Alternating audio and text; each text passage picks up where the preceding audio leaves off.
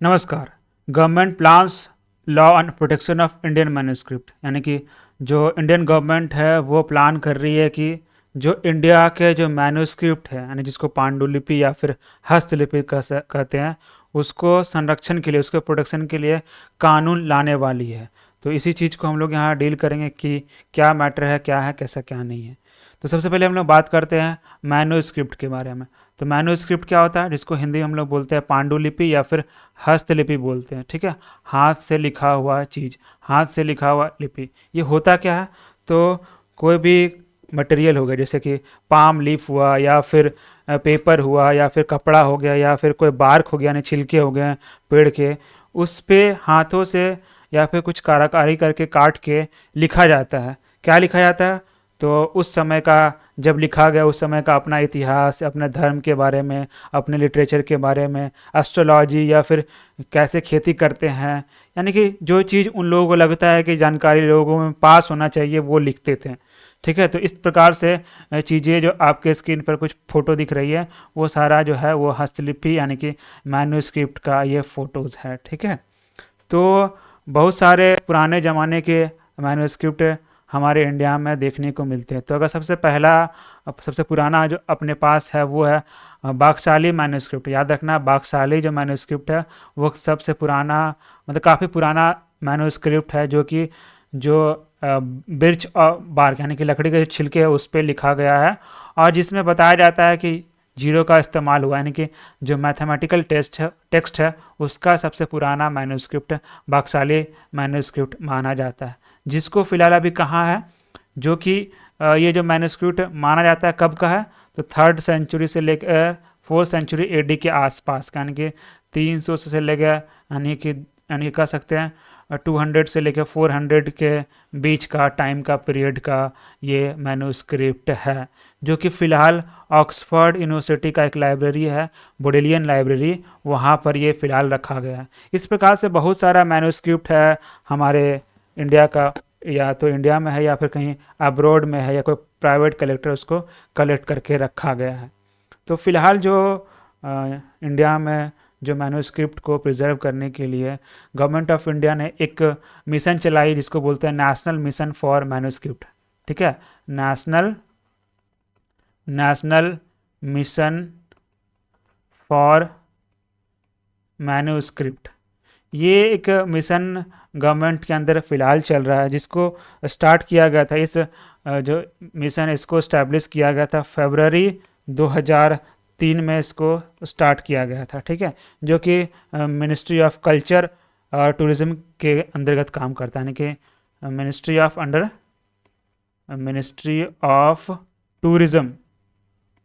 Tourism and culture के अंतर्गत इस मिशन को तैयार किया गया, national mission for manuscript.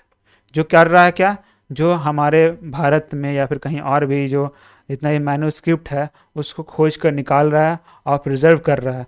Preserve कैसे कर रहा है, तो उसको ऑनलाइन, मतलब कैसे डिजिटलाइजेशन किया जा रहा है उस मैन्युस्क्रिप्ट का। तो हमारे पास पूरे भारत में कुल मिला के हमारे पास 10 मिलियन का मैन्युस्क्रिप्ट अपने भारत में है, मैन्युस्क्रिप्ट। ठीक है, जो कि जिसमें से 75% जो मैन्युस्क्रिप्ट है वो संस्कृत में है और 25% अदर जो लैंग्वेज है उसमें है, जिसमें से जो मैन्युस्क्रिप्ट है वो टोटल 80 स्क्रिप्ट में देखने को मिल रहा है। 80 तरह के लिपियों में लिखा गया है, जैसे कि ब्राह्मी लिपि हो गया, या फिर कह सकते हैं कुषाण लिपि हो गया, या फिर मैथिली लिपि हो गया, ठीक है, या लेप्चा हो गया। ये सब लिपियों में हमारे भारत में बहुत सारा स्क्रिप्ट रखा हुआ है। तो उसमें से जो टोटल 3.1 करोड़ जो है जिसके पास छल्ला है, उसमें से 3.3 जो लाख मैन्युस्क्रिप्ट है उसको नेशनल मिशन फॉर मैन्युस्क्रिप्ट के अंतर्गत डिजिटलाइज कर लिया गया है, और 1.8 लाख को अपलोड कर दिया गया ऑनलाइन, जिसमें से 70,000 जो मैन्युस्क्रिप्ट है जो पब्लिक के पास उपलब्ध है एक्सेस के लिए। और ये जो मैन्युस्क्रिप्ट है अभी फ़िलहाल कहाँ कहाँ देखने को मिलेगा। तो जैसे कि मान लीजिए तंजावुर का एक लाइब्रेरी, इसको सरस्वती महल लाइब्रेरी बोल सकते हैं। भंडारकर ओरिएंटल रिसर्च इंस्टीट्यूट जो पुणे है वहाँ पर। उसके बाद संपूर्णानंद संस्कृत यूनिवर्सिटी वाराणसी का, वहाँ पर। फिर oriental research institute Jammu and Kashmir का। ये सब जगहों पे मैन्यूस्क्रिप्ट अभी इंडिया के भरा हुआ है।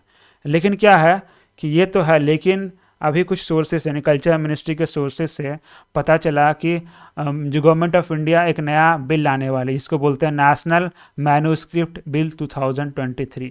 क्योंकि अभी फ़िलहाल का जो सेशन था, जो मानसून सेशन चल रहा था पार्लियामेंट का, वो तो समाप्त हो गया। तो ये ऐसा अंदाज़ा है कि विंटर सेशन में ये बिल को लाया जाएगा, नेशनल मैन्यूस्क्रिप्ट बिल 2023। इसका उद्देश्य क्या होगा? इसका उद्देश्य होगा कि हमारे भारत के जितने भी मैन्यूस्क्रिप्ट है उसको डॉक्यूमेंट करा जाएगा, उसको जो इंडिया का हेरिटेज है उसको भारत में या कहीं बाहर भी है उसको बढ़िया से प्रिजर्व करके, उसकी कंडीशन को देख के उसको प्रिजर्व करने की और उस पर रिसर्च करने के लिए ये बिल लाया जाएगा। बिल क्या करेगा? बिल एक अथॉरिटी बनाएगा, नेशनल मैन्यूस्क्रिप्ट अथॉरिटी नाम का एक अथॉरिटी बनाएगा, जो कि 10 मेंबर सदस्य यानी कुल मिलाकर इस अथॉरिटी में NMA में 10 सदस्य होने होंगे। जिसका चेयरपर्सन कौन होगा? कल्चर के जो मिनिस्टर है, मिनिस्ट्री ऑफ कल्चर, वो उसका चेयरपर्सन होगा। उसके अलावा जो कल्चर के सेक्रेटरीज़ हैं वो इसके मेंबर होंगे। फाइनेंस और एजुकेशन के जो सेक्रेटरीज़ हैं वो इसके मेंबर होंगे। साथ साथ जितने भी सेंट्रल संस्कृत यूनिवर्सिटी है उसके वाइस चांसलर होंगे, और बहुत सारे स्टेट और प्राइवेट एजेंसी के स्पेशल इनवाइटीज़ भी होंगे। और भारत में जितना भी मैन्यूस्क्रिप्ट है उसके डिजिटलाइजेशन के लिए, उसके कंजर्वेशन के लिए, उसके प्रिजर्वेशन के लिए, उसके एडिटिंग के लिए, उसके पब्लिकेशन के लिए जो एपेक्स बॉडी होगी वो यही नेशनल मैन्यूस्क्रिप्ट अथॉरिटी ही होगी। और इसके पास कोर्ट का, सिविल कोर्ट का पावर होगा। ये जो NMA है, नेशनल जो मैन्यूस्क्रिप्ट अथॉरिटी बनाया जाएगा, उसके पास सिविल कोर्ट का पावर होगा, ताकि मैन्यूस्क्रिप्ट से रिलेटेड कोई भी चीज़ का एलोकेशन को रेगुलेट कर सके। साथ साथ इसके पास एक इन्वेस्टिगेशन विंग भी होगा, जो अगर कोई भी मैन्यूस्क्रिप्ट का चोरी हो गया, फिर उस पर कोई क्षति पहुंचाया उसके टेक्स्ट पे, तो उस पर इंक्वायरी कंडक्ट कराने के लिए इसका एक इन्वेस्टिगेशन विंग भी होगा। और साथ साथ ये इंश्योर करेगी, नेशनल मैन्यूस्क्रिप्ट अथॉरिटी इंश्योर करेगी कि कोई भी मैन्यूस्क्रिप्ट जो है लॉस्ट ना हो या फिर थेफ्ट ना हो, ये ऐसा इंश्योर करेगी। साथ साथ ये जो नेशनल मैन्यूस्क्रिप्ट जो अथॉरिटी होगी वो कोलैबोरेट करेगी बहुत सारे यूनिवर्सिटी और एजुकेशन इंस्टीट्यूट के साथ, एजेंसीज़ के साथ, ताकि जो फेलोशिप है और स्कॉलरशिप प्रोवाइड किया जाए, ताकि अधिक से अधिक लोग मैन्यूस्क्रिप्ट को पढ़े, उस पर रिसर्च करें।